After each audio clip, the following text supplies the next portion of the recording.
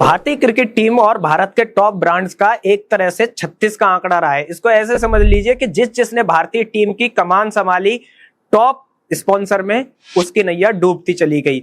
इसको ऐसे समझिए सारा इंडिया कब से भारतीय टीम का स्पॉन्सर रहा और उसके बावजूद सारा डूब गया।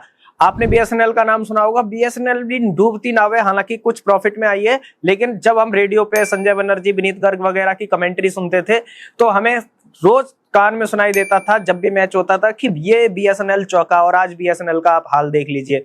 सारा और बीएसएनएल के बाद इंडियन टीम के स्पॉन्सर बना माइक्रोमैक्स। आज माइक्रोमैक्स कहां पर है मुझे बताने की जरूरत नहीं है। माइक्रोमैक्स एकदम से डूबता चला गया और स्पॉन्सरशिप ट्रांसफर हो गई माइक्रोमैक्स के बाद बायजू में। अब बायजू रविंद्रन ने एक समय मतलब उस कंपनी की वैल्यूएशन $12 बिलियन थी और वहां से वो अब जीरो हो चुकी है और बायजू अपना पे ही नहीं कर पाया जो कॉन्ट्रैक्ट था बीसीसीआई को।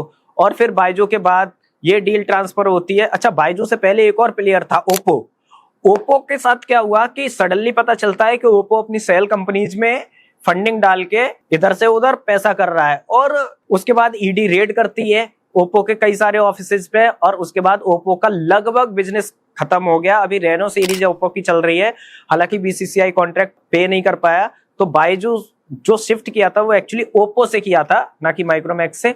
तो इस तरीके से बायजू जब खत्म हुआ तो भाई बायजू के बाद, और बायजू का किस्सा तो लगभग सबको ही पता है, जब बायजू खत्म हो गया उसके बाद आप ऐसे समझिए कि ये डील गई ड्रीम 11 को। ड्रीम 11 ने एक मोटी रकम देके भाई टाइटल स्पॉन्सरशिप ली। अभी मोदी जी ने, भारत सरकार ने क्या किया कि जितनी भी बैटिंग एप्स थी, ड्रीम 11, माई 11 सर्कल, एमपीएल, बिंजो, पोकर बाजार, ये इस तरीके की सारी एप्लीकेशंस को भारत सरकार ने बैन कर दिया।